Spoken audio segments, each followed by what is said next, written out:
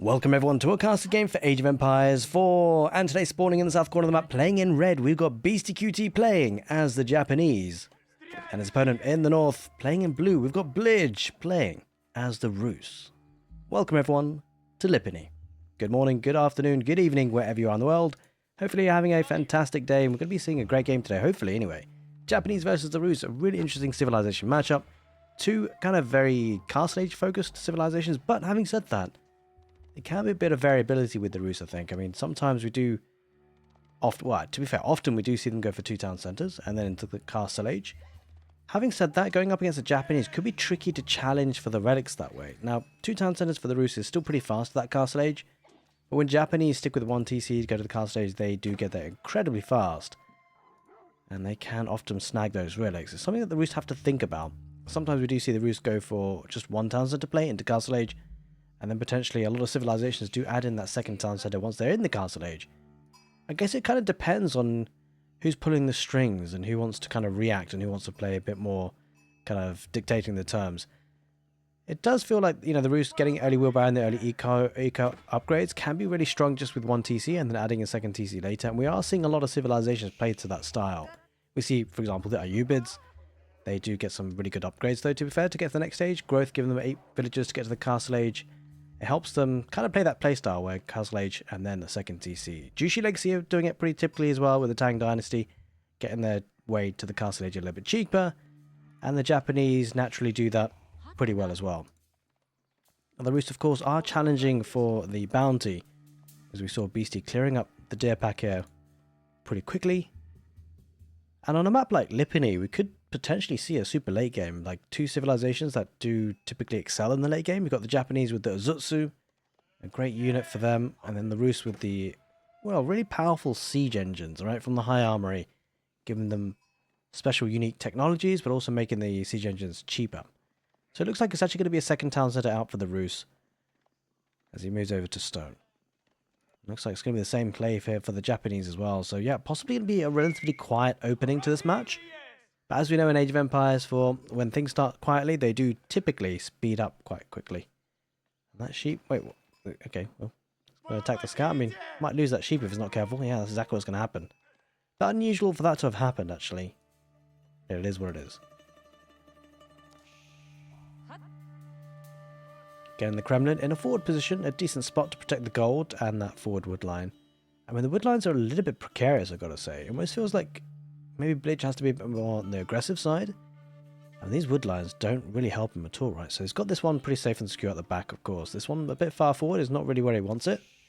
But the third wood line is kind of in the middle of nowhere for him. So this could be a key area, especially because it contains a tile of 8,000 gold. You might see that become a bit more important as the game wears on. The other 8,000 tile gold vein is on the west side. And kind of the map layout is quite significant in this because you have to think about trade as well. Now, we're only kind of obviously jumping the gun in this bit, but two civilizations that, you know, do typically play to the mid to late game, and considering we're seeing a two town center opening from both, it's quite likely we'll get there. It's quite possible this left side could become really important for trade. Especially for Beastyqt, actually, because this neutral trade market could still be a decent position for market trade here. On the other side, it'd probably be the right side that Beastyqt would like to prioritize. The trouble for that situation is that on one side, Beastyqt's side for trade, he's got the 8,000 gold there, whereas Beastyqt, of course, doesn't. He's got a bit of stone, but, you know, there's also the other tile, 4,000 gold there. So it's a bit of a tricky one, I've got to say, if trade becomes an issue. Of course, it's for the super late game. We may not even get there. In terms of landmarks, it will be the Kura storehouse for the Japanese. No real surprises there. It feels like the Shinobi are really very much just designed for hybrid maps, water maps. And even then, they don't scale too well. So it's a bit of a shame on that front for the Shinobi as a unit. I feel like they probably do need something for them to help them be a bit more viable on open maps like this. I mean, to be fair, they do get some good damage against melee units, but they seem to not scale well as the game develops. That Kura storehouse is going to be acting as a nice wood drop-off point, as well as the farm's going to be spawning for free. Now, I would like to say a very big thank you for everyone who's been supporting the channel. You guys are absolute legends. Thank you, thank you, thank you. And if you wouldn't mind, just a couple of seconds if you're watching on YouTube later, drop down in the comment section, just drop down your favorite emoji. It helps out in the YouTube algorithm side of things.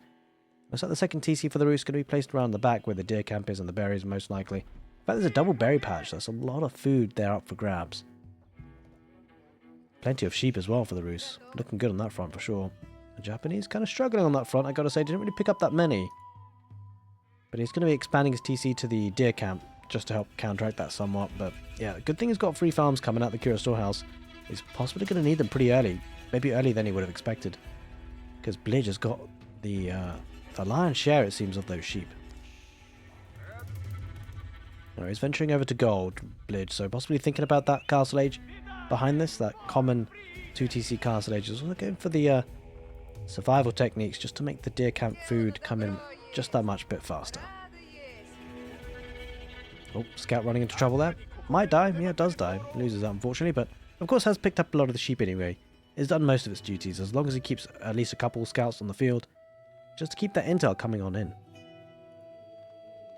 Speaking of intel, Beastyqt going to run into the town centre, is going to spot where it is, and is going to lose the scout most likely here.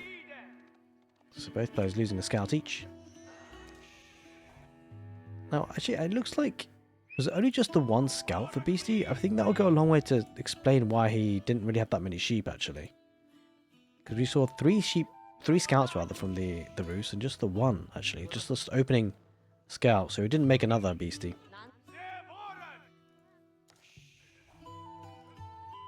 He's opting to open for a stable to get some horsemen, some mobility there. One kind of curious to see, it looks like generally the Rus are being pretty targeted towards that castle age. It's quite likely to be the High Trade House as the landmark of choice. We'll have to get confirmation of that, of course, but it's quite typical for that choice, especially with the 2TC opening, expecting the game to go pretty long.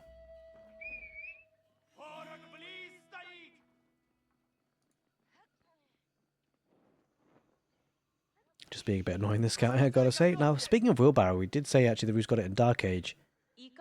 And it was Tawara, I believe. Yeah, that's the first upgrade for the Japanese. A kind of wheelbarrow equivalent, baby wheelbarrow I like to call it, has already been researched. Yeah, it's going to get a good timing on this castle age, actually. So possibly the Rus could challenge for a lot of the relics. Certainly there's a relic here really up for grabs for him. Everything else is kind of a bit more... I mean, that's pretty much on his side as well. It's a little bit awkward for Beastyqt, like in terms of the spread, but they are kind of very in the midline. Just 1 perhaps relic is a bit more advantageous, of course, for the Rus. Other than that, the rest of them pretty much in the midline of the map. So yeah, really generally the rub of the green comes in for the Rus in terms of relic spawn. The rub of the green certainly comes in for the Japanese with this gold on the west side and the position of the trade post, right? It's natural for Beastyqt to try and protect this area. Especially with a really narrow choke point. I wouldn't be surprised to see some palisades here later on in the game.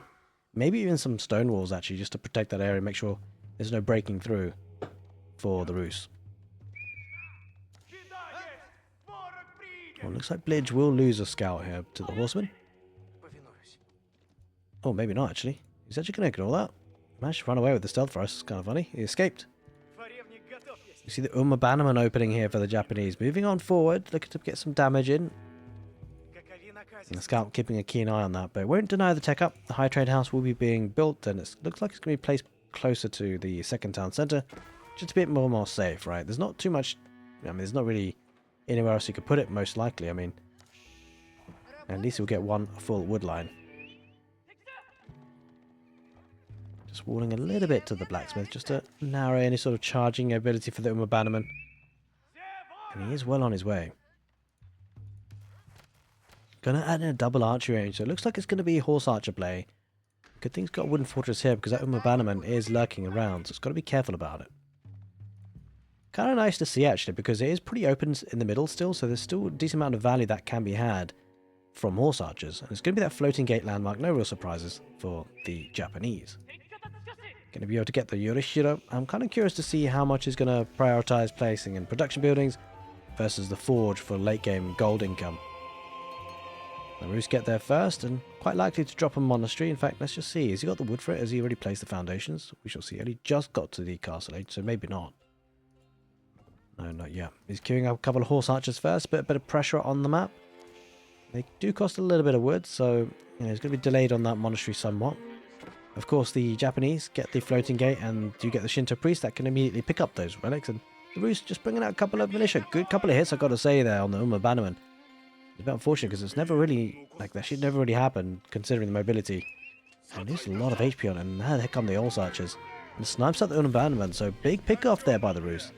Now going for Boyar's Fortitude, just to increase the HP by a good 25%. Japanese moving out to the berries, and they're good to utilise that food source whilst he's still got some semblance of control, but I don't think he quite manages it right. There's horse archers involved. They can certainly deploy the hit and run techniques. Managed to bear the brunt of the horseman attack on the scout, and he picks it apart, and all of a sudden the Rus have got a bit of advantage in terms of aggression.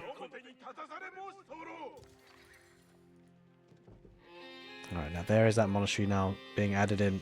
The Rus feel comfortable with their map position and looking now to pick up some of those relics. The Cura Storehouse, though, has been generating those farms for free, so the Japanese will have a really smooth transition in terms of food.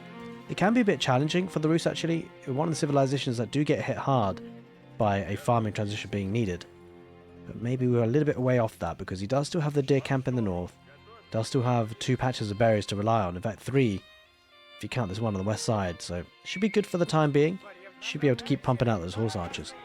Now in terms of transitions, or at least kind of how he deals with this beastie, could look to try and get mass horsemen and archers potentially. He's getting a couple of those mounted samurai just as a heavily armoured unit for the castle age. I do love the horse archer play actually. It reminds me a lot of the kind of Onimusha for the Japanese, but horse archers here for the Rus. It's a play style that forces the enemy possibly into a reaction, like going for archers. And if the Rus can force that out, the Japanese, it can be a bit tricky, right? Because Yumi Ashigaru and archers generally do not scale well in the castle age. It's not really a unit you want to be making unless you really have to, and I guess horse archers are one of those conditions that kind of forces that out. Especially, you know, if the Imperial Age comes on in for the Rus and then you can switch to man-at-arms. It's something that the English like to do as well as a playstyle. Open up with cavalry. And if you can get that sort of advantage in terms of the kind of strategic back and forth, it can pay dividends. Well, I'm actually going to use that gate to great effect. Oh, but he gets around it. It's not actually going to be able to wall straight to the TC, and there's a gap. Managed to run on through, unfortunately. This horse archers will get some value, but we'll be picking off a couple of villages. At least one. It's picked off 2. Quite likely to get a 3rd. Or maybe not. Doesn't commit. He backs on off and decides to save the mounted samurai. That's really quick reactions there by Beastie to save that villager. Almost went down.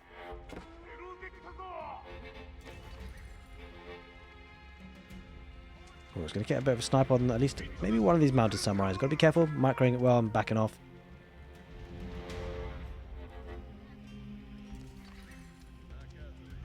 Should be able to pick it off. Now let's just take a look what Beastie's up to actually in terms of reaction. Well, he's going for the deer camp in the south. He's got some units there to protect, which is obviously what he's going to need. But he's predominantly sticking with his plans. He's sticking to his guns.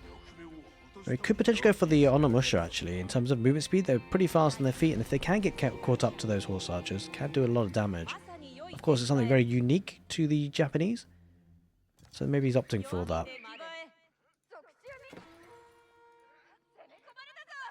The trouble is going up against horse archers. They do have a potential just continuously to kite and shoot back and forth. It can be very, very hard on your army.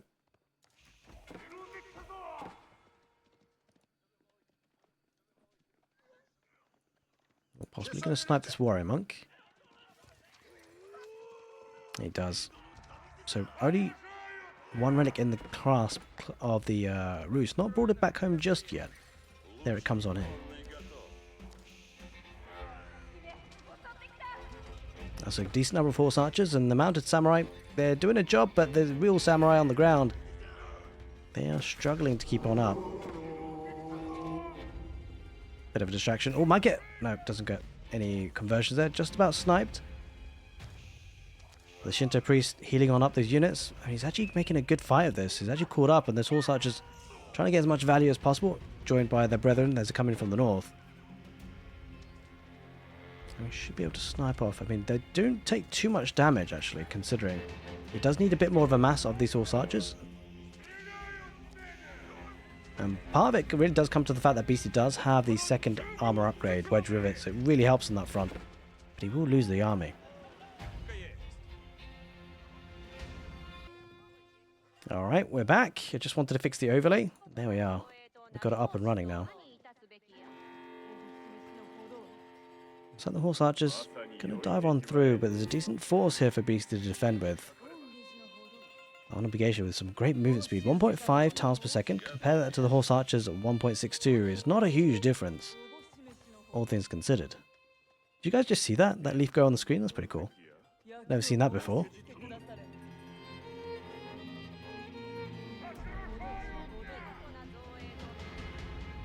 Oh, village coming out here for Blidge. What are these guys off to? I mean, is he trying to get a keep in the forward position? That could be super risky. Okay, he's going to try and drag the army away.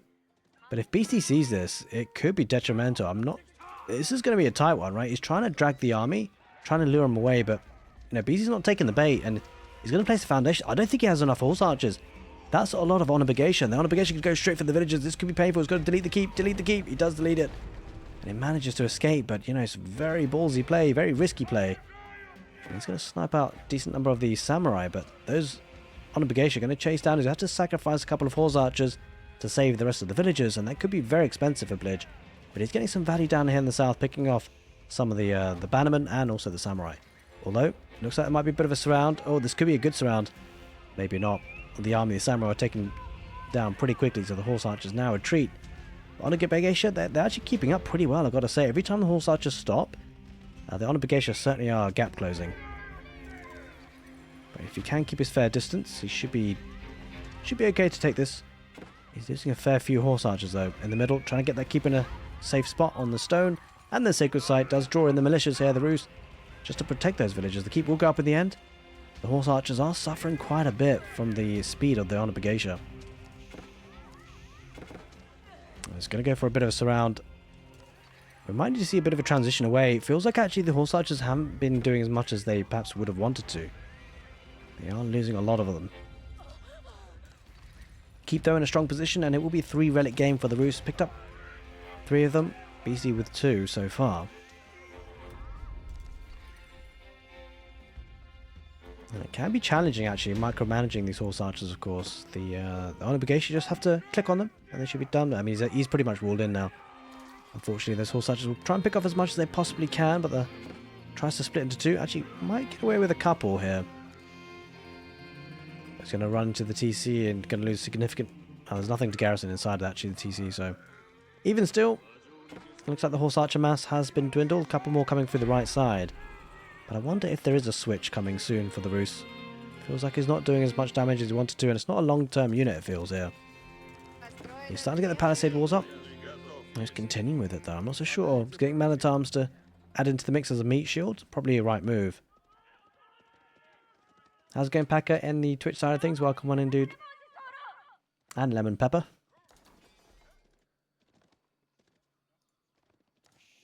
Yeah, it's actually got the stone walls up on the west side. I like this play. I think it plays to the late game situation.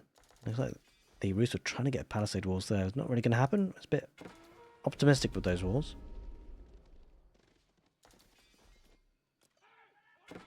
Oh, looks like Beastyqt going to go around the right side, poke his head through.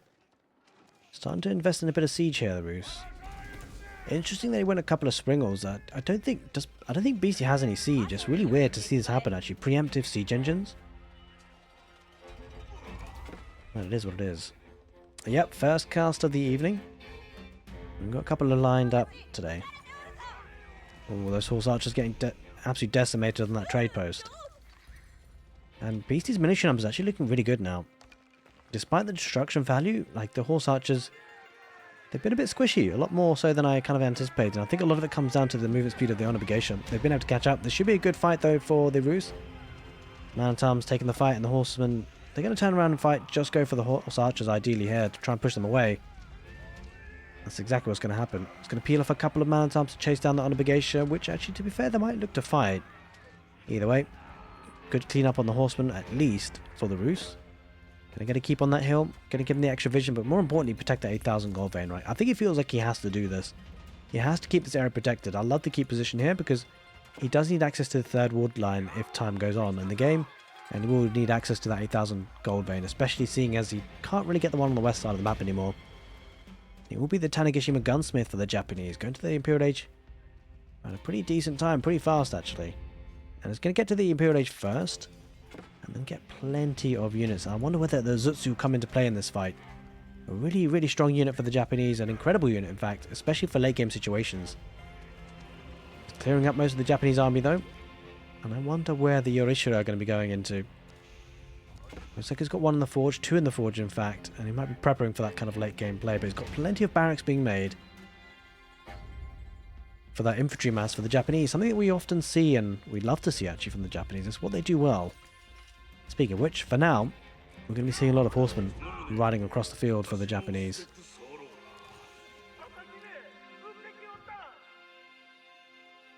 This is where it gets a little bit awkward for the Rus. Yeah, 20 minutes on the mark, and this is where they need a farming transition. It's at a time where Beastie gets to the Imperial Age, give him a 5 minute or two, and then he should get those upgrades and push on in. And this is where maybe the Springles could come into play if... this is an awkward situation actually. Springles feels like a bit of a waste. I don't think it really helps him that much, because I feel like it's unlikely at this stage of the game that Beast will go for siege engines. He can always transition or get really quick Azutsu. And I think there's quite a strong unit to do siege damage for the Japanese.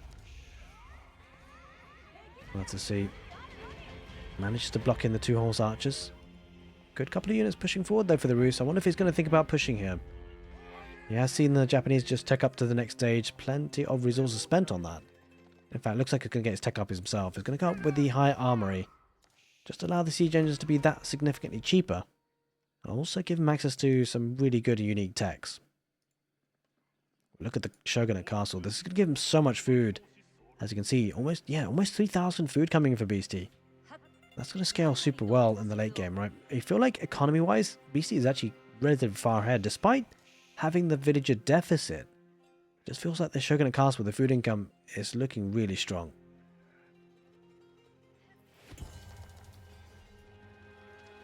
Has managed to break through on the west side there, the Rus.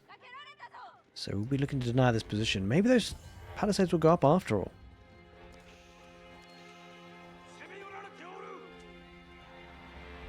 Oh, where are these villagers off to? They're trying to get palisades? What are they doing? What? I think, are they rushing to get stone walls up again? Up to something. Yeah, I think he's not happy about this push. He wants to secure that area. And it makes a lot of sense, right? There's just so much gold there to be had. Yeah, I think he's going to rush for the stone walls before units can move on in. Oh, this is a bit of a mistake, though. If he actually built with villagers the palisades to deny the walls fully, that would have been great. He's going to go for a keep first on the gold vein. I think this is a key moment in the game, actually. Believe it or not, it doesn't seem like a big deal, but securing this area is huge. There's 2 gold veins, and there's also possible trade later on in the game. And he will get the stone walls up. Oh, a bit of a missed opportunity there for the Rus, you feel. I really do think so. Anyway, behind all of this, going to get banded arms, increasing the range of Springles. It looks like maybe he's prepping for a bit of a siege push, getting roller shutter triggers in the Imperial Age, getting tithe barns as well, just to increase the other resources coming in with the relic income. Where are these villagers off to? Stone, it seems. Almost has enough for a keep, actually, Beastie. I'm kind of curious to see where he places it. He's already got one here on the west side. Might consider getting one on the right as well, or maybe one down the middle. It feels like most of the aggression is likely to come down the middle for the Rus. And what are these walls? This is actually something that Blidge has been known to do. He's been known to get a lot of palisades. Looks like that's happening again.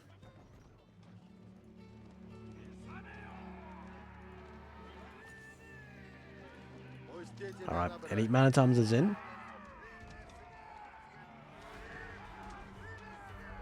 He's just going to clear that on up.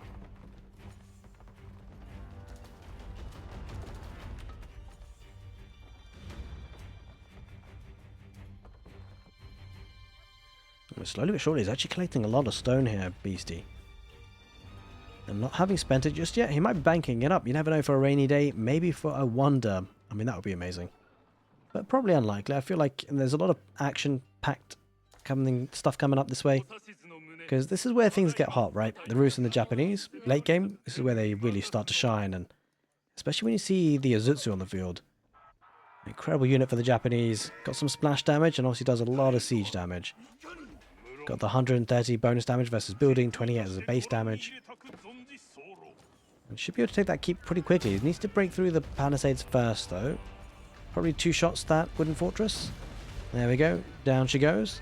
He's going to charge on in. Does he have boiling oil? No, he actually doesn't have anything upgraded on this keep. That's the problem. He's got a few siege engines, but these Springles are absolutely useless for the Rus at this point. I'm so curious to see why he chose to do that. It's the Azutsu he has to fear. Elite on obligation, charging on in. Should be able to take a couple of these siege engines away, but Streltsy Man-at-Arms is certainly a strong unit composition for the Rus. He's pushing on with the Ozutsu. Takes out the first keep. Maybe looking to take out the second as well. Having said that, the Rus with the defender's advantage with the quality of units here might... I mean, it looks like it's probably going to win this fight. Okay, running into trouble here on the west side. Those villagers, the Ozutsu are moving forward, and I'm kind of curious to see how many shots it will take to take down the keep. Looks like maybe for up to 4. Maybe a bit more. Okay, it certainly looks like he will lose it, although the villagers might come out to repair for the Rus. Doesn't have enough stone to do so, actually. Does garrison inside, so might lose an Ozutsu or 2, but yeah, he will take it down pretty quickly. Streltsy trying to keep up, and Man-at-Arms, he might lose the vast majority rather, of these Ozutsu. It's kind of surrounded in a way, but definitely achieved a lot with it. Man-at-Arms are chasing, and it gives him a bit of breathing space here. Beastie down in the middle. Could potentially see a castle here, because this could be a really hotly contested area. I love the fact that he's adding a lot of barracks. Something the Japanese do really well late game. They spam a lot of units very quickly, especially considering their eco approach, right? With so many farms being boosted up so much around the Shogunate Castle, they can often afford a lot of units very quickly. They bank up a lot of resources. I think it's really a big power spike for them in the late game, the Japanese. The ability just to soak resources off the farms, bank it up, and keep spending. The Rus, on the other hand, looks like they're going to go for a bit more of a slow push out with walls and a bit more systematic. Kind of anticipating seeing a bit more siege engines in the form of mangonels. Yeah, they are being queued up. You could potentially see some bombards as well. It was certainly a curious pick getting this number of springboards early. But he's going to look to try and force his way through and use them now. Now, with this number of siege engines coming for the Rus, it might actually force the Japanese into siege engines themselves. You may have to move away from Ozutsu, I think, Beastie, to try and stop this. Obviously, that is a bit of a problem, because of course the Rus should do it better and get cheaper siege engines and slightly better quality ones when you consider the upgrades coming on in. And he's slowly pushing out, creating a bit of a playpen. I think Beastie needs to dive this. Like, you do not want the palisades to go up. The more palisades he gets like this, the harder it becomes to breach, and he'll be taking that fight. Samurai versus Man-at-Arms. Streltsy behind them. There is a mangonel or 2 as well added into the fight for the Rus, and they should get some good value out of this. Overall, looks like Beastie is charging on in, like the unobligation fighting on the shoulders of the Samurai. It really does add a lot of power, but the Streltsy, they're holding firm. It looks like they should be able to hold on. Mangonel getting some decent damage as well. And he does take out those units. So it's quite likely he might build up more palisades up again.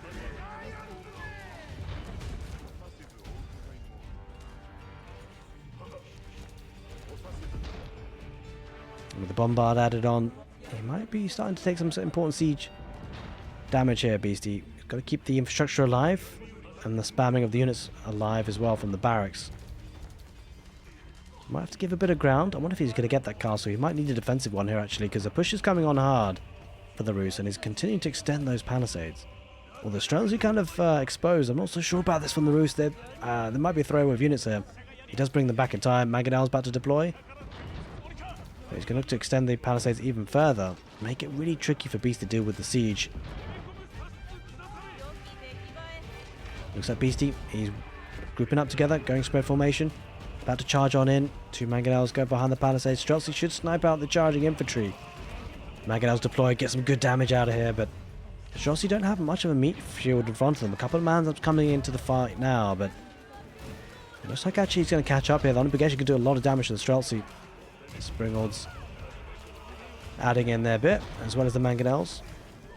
Looks like he possibly should be able to hold. I think he pushes this, actually. For a second there I thought he might be able to hold, but the number of units pushing on in, defender's advantage really helping out Beast in this situation. The palisades never really fully wound up. It's going to regroup for now. Does have the bannerman just to boost up the units. The Streltsy, they're looking good when they deploy for sure. Well, the hard bit for the Rus is actually taking care of the Shogunate Castle. It is a beefy landmark. 16,900 HP is not an easy one to breach and break through. He's going to slowly start working on it. once he's taken down the barracks, but he has to take them down first. He loses one bombard. There are a couple of Reboldikin there for Beastie, as well as some Springords. And he's starting to devolve into a siege fight. And this could be tricky for the Rus, actually. If those Rebordicans actually get a couple of shots, it could be devastating. He gets off one. Looks like it will go down now, though. And he managed to get one shot out of those two Rebordicans, so good pick off by the Rus for sure. And that's a massive choke point for the Streltsy to fight with. I think he really needs that, actually, because what this is doing, the Japanese love open spaces to get surrounded with the infantry, right? But he's not been able to achieve it too well, owing to the palisades, of course.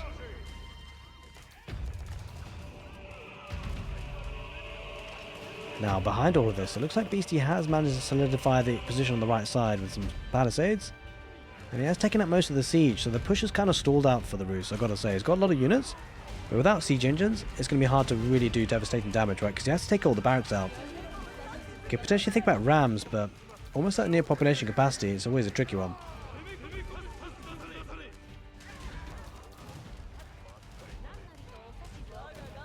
And this is actually in range of the Shogunate Castle partially here. So it's doing a lot of damage. And that is a lot of siege from Beastie. Look at that. 6 Springords, 2 Mangonels. And it certainly has turned into a bit of a siege fest.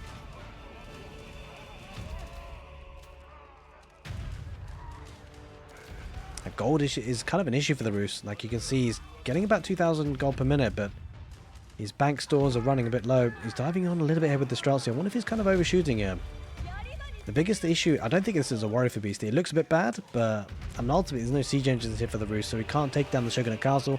He can't take down the barracks, so the defender's advantage is definitely going to help eventually. If Beastie keeps those Springords alive, he's got the numbers advantage. It's going to feel a little bit difficult for the Rus to get an advantage in that.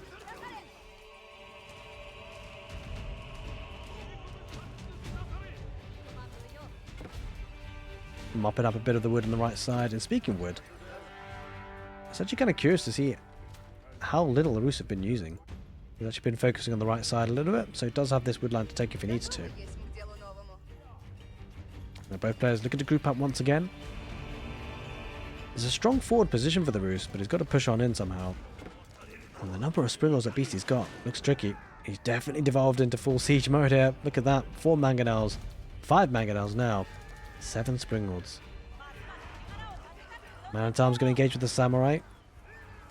Going to fight underneath the Shogunate Castle. Looks like the Rus are trying to charge in on the siege engines. Might actually get a couple, to be fair. Picks off 1 Springord. He's definitely pushing on forward. He's got 3 Springords of his own. Should be able to snipe out one of the Mangonels that are moving across. He might even just do it with infantry. He is. He's picking off quite a few here. Beastie losing quite a lot. And this is a good dive from the Rus. But it's just coming out to repair. Rebordican will probably take out most of those Man-at-Arms. Oh, where are they going? He doesn't want to commit. Okay, it's unfortunate. The Man-at-Arms possibly could have gone for the Rebordican there even. This is a good solid push from the Rus. He's trying to take out as many of the siege engines as possible. Yeah, the Man-at-Arms decided to torch down again. Oh, they know they're fighting now. He's got villages to repair after all. I think the 2 Rebordicans could actually maybe save Beastie's skin here. He's managing to hold on. A good situation for Beastie is that whilst he lost villagers, he kind of had a lot of villagers to lose anyway. He didn't really necessarily need all that many, although the farm's being harder for quite some time has left his food bank a bit low. He does have some farms around the back. I say some, actually there's quite a lot of farms at the back, and just as well because he's quite reliant on that bit of economy, for sure. I think that's actually a big deal here. Without those farms at the back, the food in the bank would be pretty sparse for Beastie. Especially considering how much is being idled on the front lines. It's mostly a Springord fight here, and looks like the Rus are getting the better of it. Beastie might have to back away from this, at least until he takes down the palisades.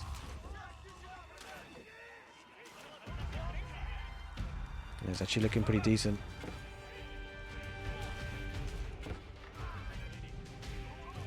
Now we are starting to head in this situation in the game where possibly could be considering the trade. Does still have a bit of gold here on the west side of the Rus, but Beastie's kind of exhausting it. I don't think it actually has any gold coming in. Ah, there we go. There's the gold coming in. But that's not going to last forever. You will need to start thinking about trade. In fact, I think this is what this village was up to. Yeah, there we go. I'll start making those traders. This is the big deal, right? The way the map spawned and the way that Beasty's protected that left side means that trade will be able to be established, and it'd be a good trade route at that. The Roost, though, if they want to do something similar, it's actually going to be very tough, right? Because of these walls. This is the big thing. The Roost equivalent would to be get traders on this side. Although it would be a bit... yeah, it'd be about similar sort of thing. Trouble is, Beasty's got both sides of the map, both east and west, under his control. For now, at least. And because of that lack of gold, you can see the switch, right? He's gone for Horseman, he's struggling on gold, and that's going to be a good sign for Beasty, right? If you're thinking about his player's perspective, you're thinking, well, what's my win condition here? And it's going to be just getting gold when your opponent can't. 3 Reborder on the back line. Couple of mangonels. It looks like the Horseman's going to try and dive those. I don't think he's going to make it through. There's a couple of Spearmen, a couple of Samurai. Should be able to body block a lot of them. Might pick off one mangonel. Quite possibly. Yeah, it does. I don't think he achieves much more than that, though. Might potentially pick off 2, but shouldn't really. There we go. Manages to save it there, Beasty. And the Reborder getting so much value. Definitely the right answer. I mean, the trouble of going Horseman is there's no mobility in this map anymore because of the carving up of the map with the walls. So it does feel like Horsemen are a bit of a tricky one, and Archers, again, even more so, considering how many mangonels are on the field. That leaves it really a bit tricky for the Roost, because, of course, Spearman is naturally being made by the Japanese. They've got the barracks like sort of up and running, right? A bit more of a tricky switch for the Roost.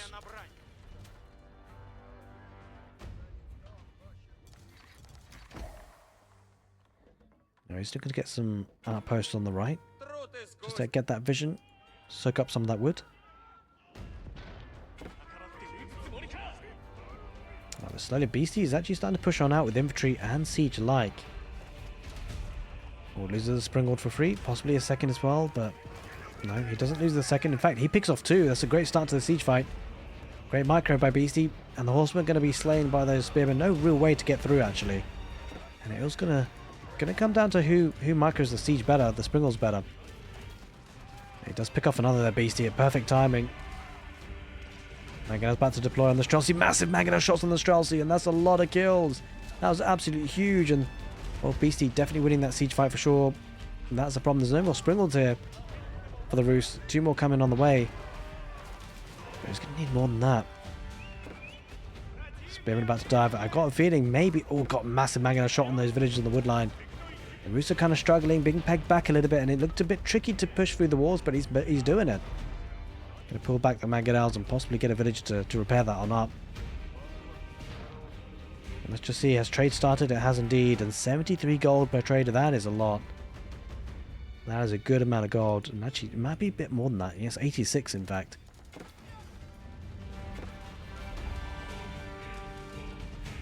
And look how much stone is in the bank for Beasty. He's been mopping it all up. Might be thinking about a wonder, in fact.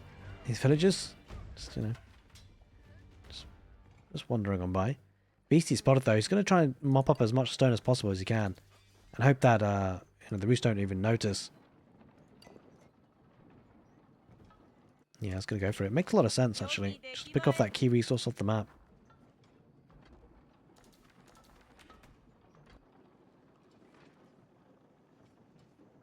See, the majority of the army for Beasty is certainly with siege. And I think there's definitely a definite game plan, right? For Beasty, just needs to make sure he gets the trade up and running and safe and secure, and he'll be fine, knowing that the Roost can't get a kind of cost-effective trade, really, comparatively. Oh, villages on stone, where are they off to? Can we get another fort? Wait, what's this about? Huh? That's kind of weird. Oh, he's going to try and deny the other villagers gathering the stone, maybe. To stop them placing a mining camp, maybe? I'm not so sure about that one. Bit weird, but it is what it is. Either way, the Reborder probably going to get a massive shot off here. He does.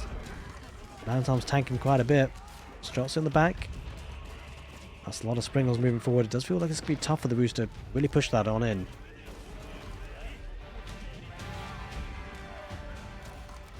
Samurai on a big A-ship. Spearman diving on in. Horsemen absolutely perish really quickly. The problem for the Roost is they don't have like a really good effective unit in this scenario, right? It's mostly Horsemen. Nothing in terms of gold units apart from the Streltsy. Trouble is the Streltsy are super countered by the mangonels. Here comes the Reborder. Mangonel deploys. Does take out a lot of the HP on those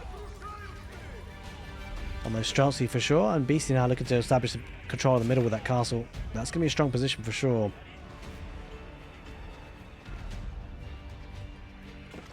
Somehow, Beasty's actually beating the Roost at their own game with siege engines.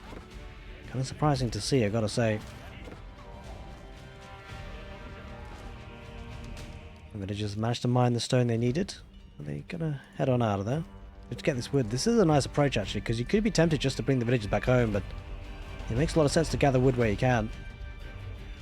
A crazy game of Age of Empires could be frustrating to play as, actually, I gotta say. We've all been there. Going up players with mass walls. We'll dive in with the spearmen.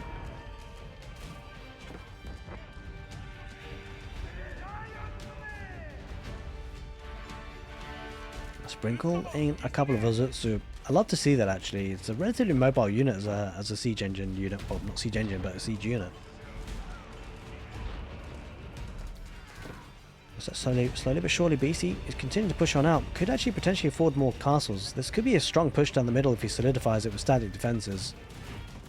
Mangonel gets taken out before he gets the shot off, and Streltsy and Man-at-Arms, he's got back gold again. The Roos. He's obviously got the hunting cabin and the high trade house, which certainly helps. That's a lot of Zutsu though from Beasty. Militia have been drafted in for the Roos just to push this back a little bit, just to buy a bit of time, a bit of breathing space. An absolutely crazy fight for sure. Oh, he's picking off quite a few Springles here. Nice work by the Roos, but there is an Honor Bagatia starting to poke and prod. And the Streltsy holding on that back line. The Horsemen mostly just shielding just to make sure the Samurai don't get on top of the Streltsy easily.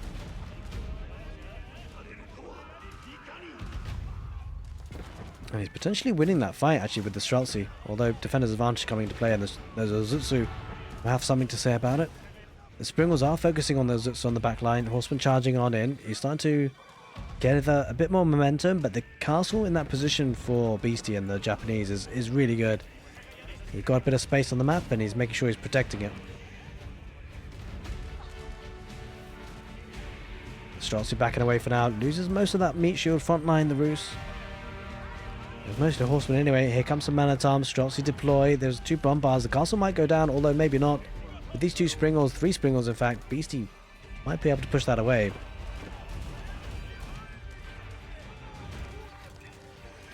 He's gaining momentum once again, but he's got to take down this castle before he can push on in properly.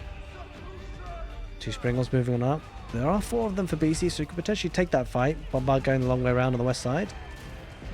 He's going to dive on in with the Horseman potentially here. He's making a push for it. He doesn't have the boiling oil upgrade. Does have the cannon emplacement coming in soon. If he can get it in time, that could turn this fight a little bit. But it's a bit of a dicey one, right? There's a bombard. I think Beasty needs to cancel that actually. I'm not so sure it's going to get too much value. We shall see. I mean, even if he gets one shot off, it could do some damage. Maybe villagers coming to repair, yeah. Beasty's not giving that position up at all. And understandably so, if he keeps the keep alive. He should still be in the game. Spearman has that meat shield. Good number of Streltsy though. Streltsy, are they focusing on the village? No, they are focusing on the army. They need to really. Springles have taken and pushed back the bombard, which is absolutely huge because there is a bombard in placement at the keep now. And if the Roos don't recognize that, he might lose a lot of units. This is not a fight that Roos can win. He's going to take a trade, I guess. He's going to back away now with the Streltsy as much as he can.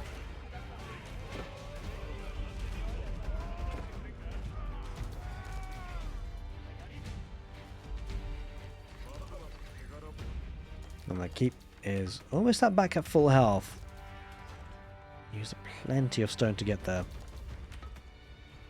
The west side is actually snagging this. This is huge actually. That's a 2,400 gold stone vein. Looks like the Roos are trying to up for it as well, but we're too little too late, right? There's so many villagers going for it. 22 villagers. It's going to mop that up quick time. And Beasty's done a great job of that in this match actually, going for the resources on the sides of the map. And this castle is a big one for the Roos. He actually lost a lot of stone doing that. He does replace it. Springlow's getting involved. He's going to snipe a bombard, maybe. Oh, doesn't quite manage it. Streltsy itching a bit further forward, but there's no meat shield here for the Streltsy. That's not where they want to be, really. Horseman diving on in now, but Samurai and the Honor Bagatia got a couple of hits there. And he snipes out the bombard, which is huge. That should allow now the siege engines to get a bit more joy here for the Japanese. What's he up to on the right side? Bit of raiding here on the farms. That's kind of a problem, actually, because food can be a problem for the Rus, especially when he's making Streltsy, man-at-arms, and horsemen. Very heavy cost on food income.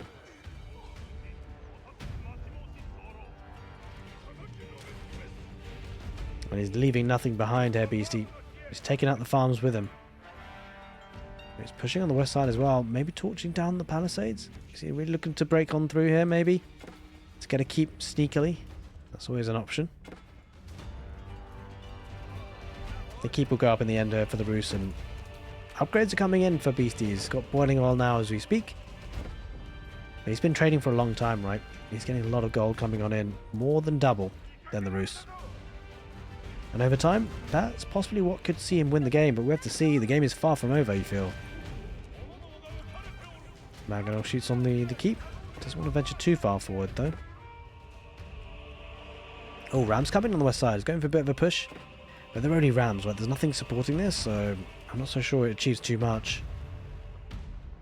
Might get some damage on the palace, on the keep, though, before it gets fully built, but I don't think it won't take it down.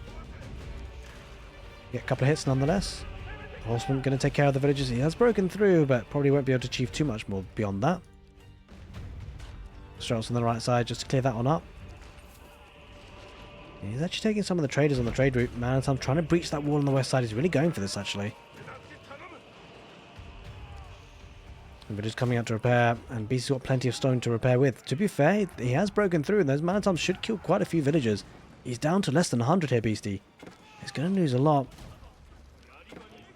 Does have boiling oil already in place, of course. He will clear this up with the mangonels getting involved as well, but a good bit of damage, good number of villagers killed. I mean, Beastie ultimately has lost 176 villagers at this point, which is absolutely madness. At this point, he must have wandering towns, actually. Yeah, it looks like it. Yeah, he's got all the upgrades, in fact. Looks like, actually, the Rus are pushing down on the right side as well. And he's got a couple of man-at-arms sneaking in, but the keep will take care of that. Oh, Samurai will take down these Rams on the right side. Didn't manage to make too much headway in that position. He's still trying to push on the west. Walls are back up again. Rams are moving on in. But definitely a big stalemate. And if it was to turn into a bit of a wonder battle, a wonder race, it feels like BC is in a stronger position. He's got the stone, of course, which is probably the key rate-limiting resource. He's got gold as well, actually. As time goes on, BC's in a strong position. Trying to get the palisades up. There's still a bit of a gap. Villagers will be taken.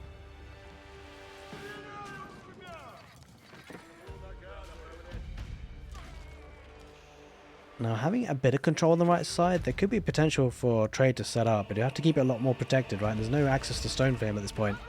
Oh, looks like this Streltsy will die. I mean, he's going to migrate as best as he can, but the Samurai should get on top of it. He's going to get surrounded and we'll pick them off. So good clean up there by Beastie on the west side. Horseman. I mean, Horseman can only do so much in this position, right? He did kill a lot of villagers, but it might have done Beastie a bit of a favor, right? He's got a massive bank of resources, so he should be able to make tons of army now.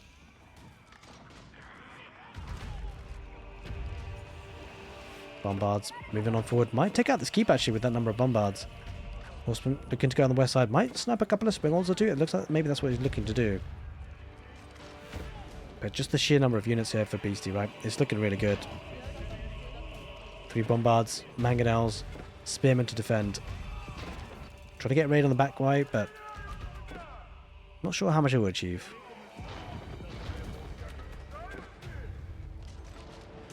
Mangonels deploy. Definitely a massive choke point in the middle. That's a lot of siege, though, coming in for Beastie.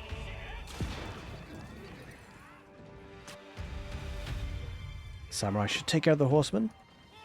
He's actually starting to kind of grow in numbers here. The Rus are struggling. He's not keeping up with the production. He's down to 18 military. That's not really where they want to be. Where's going on? Where's his production? He's trying to make as much as he can, but it's gold. Gold is starting to sink in. We kind of expected this to happen, actually.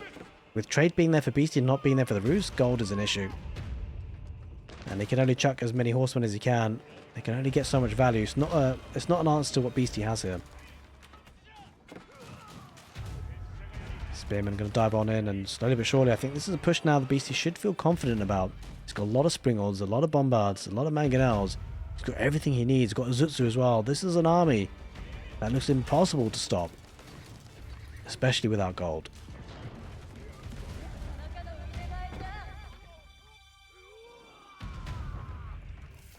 He's taking down the farms on the right side, and Beastie, he's starting to gain momentum down the middle. Should be getting that forward castle in a really strong position on that sacred site, right in the middle of the map, and slowly but surely he's taking down the walls. And that's a lot of melee infantry as well, by the way. So there's a lot of high damage output on infrastructure. He can use the infantry for torches, he can use the bombards, he can use the mangonels. And he's got so many Springolds to keep it all safe. Almost an hour-long game, actually. A massive war of attrition between the Japanese and the Rus, and it's a big test, actually, for these two civilizations for their late-game capabilities. But a lot of it has come down to the trade, and the fact that the Japanese have had access to it, and the Rus just haven't. And Beastie solidifying that position on the west side has paid dividends. It's probably the decision that has won in the game, it seems. He still has to see it out, because the Rus do have 82 military. He's grouping up together with one last stand. Mostly horsemen, some man-at-arms, some Streltsy. A couple of horse archers added in for good measure. They're the ones that started it all. We'll see if the horse archers can finish it. He's going to dive on in, leading the line with the Streltsy, which is an awkward unit to do so. He's going to try and get a flank around when the horseman does delete the walls, tries to get on top of the siege. It looks like this could be the final fight, depending on how it goes. Could determine the outcome of the game. Man-at-arms tanking well. He's going to maybe snipe out one of the mangonels, but it's a bit tricky. He doesn't really have too much anti-siege here, the Rus, so it's going to struggle. And he might not even win that front line, especially with the Honor Brigade getting involved alongside the Samurai and Spearmen. It looks like maybe, just maybe, Beastie's looking to clear out that front line. Massive mangonel shots on the back, and the horse archers go down so quickly to those mangonels. That's a devastating shot. Does have one bombard. Villagers coming forward to get an outpost just to make sure he gets some extra static defenses, and he clears that army out big. Beastie moving on in, and the Rus, they're having to backtrack, not for the first time in the game. Looks like from here it could be tricky to hold. He's still making units, but mostly horse archers. It doesn't feel likely he's going to be able to hold. We shall see as Beastie continues to move on up, moving his siege up. 3 mangonels, 3 bombards, plenty of Springolds. Man-at-arms horse archers does manage to get a good mangonel shot on those horse archers once again. And that front line is not looking too good for the Rus, I've got to say. And there it is, ladies and gentlemen, he taps out. A great game of Age of Empires 4. Beastie takes the game on Lipany after a crazy, almost hour-long game. And a lot of it came down to trade. Hope you guys enjoyed this castle game anyway. On YouTube, if you did, make sure you give the video a thumbs up. Take care, and see you next time.